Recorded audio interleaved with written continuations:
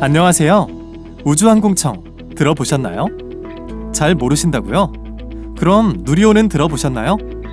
발사가 성공했을 당시 큰 화제가 되었고 또 많은 분들이 기뻐했었죠.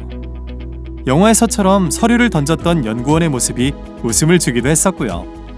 오늘 주제는 바로 제대로 된 우주정책 전담기관 어떻게 만들어져야 하는가입니다. 우주 천문 분야 연구자분들이 많은 의견을 주셨는데요. 하이라이트 영상 먼저 보시죠. 순수 과학 분야인 천문학에 좀 많이 배제되는 게 아닌가. 항우연과 천문연은 직속기관화가 되어야 됩니다. 우주 관련 기관이 하루빨리 만들어져야 된다라고 생각을 합니다. 제대로 된 우주 행정 전담기관 설립을 해서 끝까지 최선의 노력을 다하겠다는 말씀을 드리겠습니다. 일단은 세미나를 보시기에 앞서 우주항공청 설립의 필요성을 좀 알고 넘어갈 필요가 있겠습니다.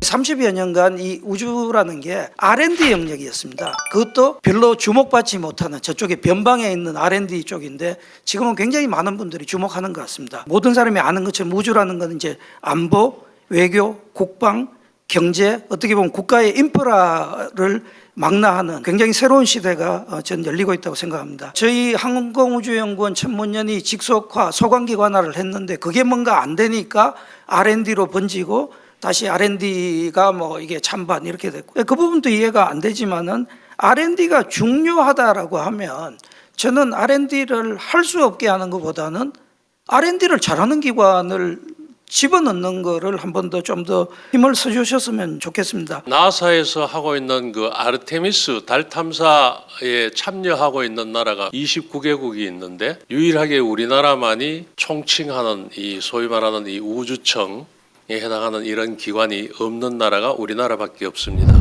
우주항공청의 필요성은 알겠는데 그래서 우주정책 전담기관은 구체적으로 무슨 일을 해야 하는 걸까요? 오늘의 쟁점 4가지로 짚어봅니다.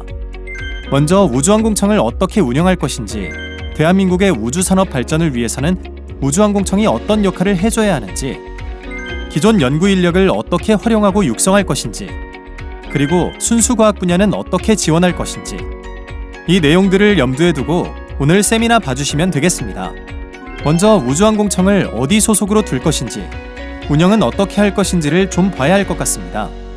정부 여당안은 과기부 소속의 외청으로 구성한다. 정부 아니란 말이에요. 그래서 이 문제는 어떻게 정리를 했냐면 과기부 소속의 외청으로 행정편제상은 그렇게 두는 것으로 하고 내용상으로는 국가우주위원회 민간인 부위원장을 두고 이 부위원장이 지휘 감독하는 시스템으로 체계를 약간 좀 이원화시키는 방향으로 좀 설계해보자. 아하, 그러니까 지금 합의가 된 내용이 2가지가 나왔네요.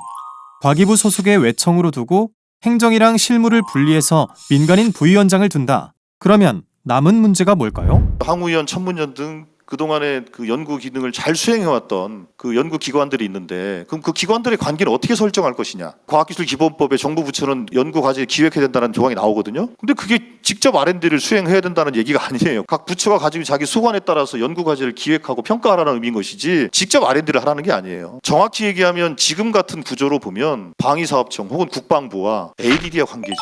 그렇지 않습니까? 방위사업청이 자기들이 직접 R&D를 합니까? 참고할 모델은 국방부 방위사업청과 국방과학 연구소 모델인 것이지 농촌진흥청의 모델이 아니. 지금 현재 상황은 그래요. 말 그대로 정부가 정말로 나사형 모델을 하겠다고 한다면 항우연, 천문연 등 기존의 연구 조직, 기존에 가지고 있던 시스템과 만들고자 하는 새로운 시스템을 어떻게 엮어서 설계할 것인가를 근본적으로 검토를 해야 되는 것이다.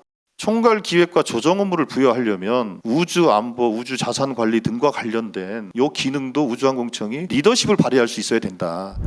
아하, 그러니까 연구기관은 이미 있으니 우주항공청이 우주산업 전체에 대한 방향성을 잡아주거나 연구기관이 직속기관이 되어 함께하는 방향을 말씀하고 계신데요. 우선 이 쟁점을 이해하기 위해서는 우주항공청이 빨리 필요한 이유와 어떤 역할을 해야 하는지에 대해서 한 번은 짚고 넘어갈 필요가 있을 것 같습니다.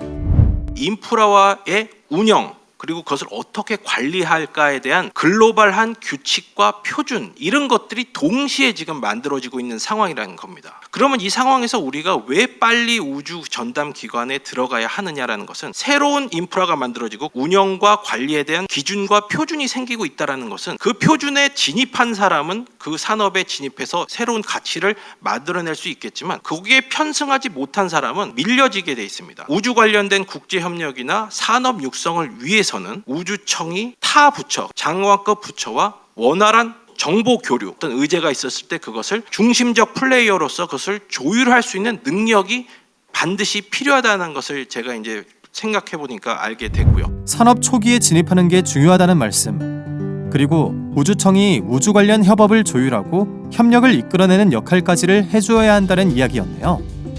항공우주연구원분들은 우주항공청에 어떤 기대를 하고 계실까요? 항우연 연구 인력은 우주항공청에서 어떻게 활용되어야 할까요? 이 우주항공청이라고 하는 걸 만든다 하더라도 이게 하늘에서 뚝딱 떨어지는 것도 아니고 결국 물질적인 기반이나 기술적 기반들, 그다음에 인력들은 연속성을 가질 수밖에 없습니다. 근데 이제 정부가 이야기하는 우주항공청이 이 기존의 항우연이나 천문연 같은 연구기관들이나 인력들, 그리고 우리가 구축해 놓은 기술이나 장비들이나 물질적 기반들을 갑자기 이렇게 점프를 시키는 거죠. 생각에서는 점프가 있을 수 있는데 일해 보셔서 아시잖아요. 기술에서는 점프가 없습니다. 누적되고 쌓이는 것밖에 없는데 지금 그걸 다 무시하고 있는 것들이 진행되고 있어서 좀 안타깝게 생각을 하고 있고요. 결국 이제 새롭게 만들어지는 우주항공청은 우리나라에 있는 우주 전문가들을 총지휘할 수 있어야 됩니다. 과기정통부가 10조 가까운 R&D를 수행하고 그다음에 산자부가 5조가 넘는 R&D를 수행합니다. 과기정통부하고 산자부가 직접 R&D를 수행하는 걸 본 적 있으십니까? 없습니다. 다 출연연, 그다음에 기업, 대학들에게 우리가 지금 하고 있는 것처럼 연구관리 전문기관을 통해서 정부 수탁을 통해서 연구를 수행하고 있습니다. 우주항공청이 갑자기 왜 그렇게 해야 되냐는 거죠. 우주 전문가는 그냥 만들어지지 않습니다. 지금 우리 인력들도 단연간에 통해서 만들어졌고 저희가 러시아와 협력을 할 때 러시아 엔지니어들이 그렇게 하겠습니다. 지금 자기들은 젊은 사람들이 없는데 항우연은 젊은 사람들이 있고 앞으로 30년, 40년은 문제 없을 거다. 자기들도 기대하고 있다. 그런 이야기를 직접 들었습니다. 항우연은 우주항공청 직속으로 가야 된다. R&D 기능을 직접 수행하니 안 하니 이런 것들이 모두가 해결됩니다. 우주항공청이 정말로 우주 개발의 사령탑이 되기 위해서 무엇이 필요한가 말씀을 주셨어요. 사령탑으로서의 필요성과 함께 R&D, 즉 연구 개발을 이미 잘 하고 있는 기관이 계속하게 하면서 우주항공청 직속으로 만들어야 한다는 의견 주셨습니다. 천문연구원의 의견은 어떨까요? 산업에서 다루는 우주와는 조금 다를 텐데요. 들어봅시다.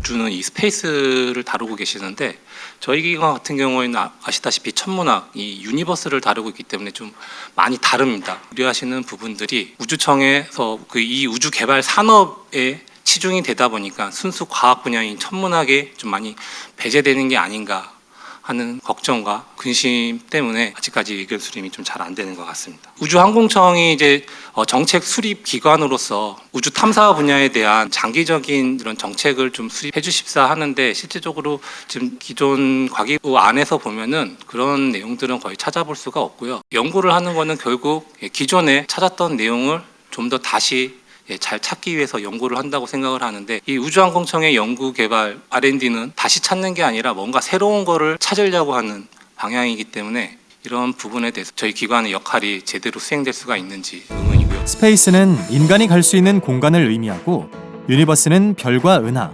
거대한 우주 전체를 아우르는 개념으로 차이가 있다고 해요. 그만큼 순수과학 분야를 다루는 천문학 연구자분들의 우려도 이해가 되네요. 우주항공청이 정말로 전 우주 분야를 다룰 수 있게 되면 좋겠습니다. 오늘은 우주항공청을 둘러싼 논의를 살펴보았는데요. 실제로 연구를 하시는 전문가분들의 의견을 유심히 들을 필요가 있었던 것 같습니다. 주요 내용을 정리하자면 우주항공청의 개발, 산업과 순수과학 양쪽의 정책 수립을 할 필요, 그리고 국제적, 부처 간 협력을 주도할 필요, 연구 개발에 있어서 이미 잘하고 있는 기관들을 활용할 필요, 그리고 마지막으로 인력 양성을 위한 처우 개선, 이렇게 4가지로 정리할 수 있겠습니다. 우주 인프라가 실제 생활 속 통신, 안보, 기후위기 등 다양한 분야에 활용될 수 있다는 것도 새롭게 알게 되었고 그만큼 국가적으로 우주에 대한 연구 개발을 기획하고 이끌어 나갈 기관이 필요하다는 점도 이해할 수 있었네요. 국회가 다양한 전문가 의견을 듣고 수용하려고 애쓰고 있는 만큼 이 영상을 보시는 분들도 우주항공과 천문 분야에 관심을 많이 가져주셨으면 좋겠습니다. 한국이 우주로 나아가는 동력이 될 테니까요. 다음 시간에도 내 삶에 영향을 미치는 다양한 분야의 정책 세미나로 찾아오겠습니다.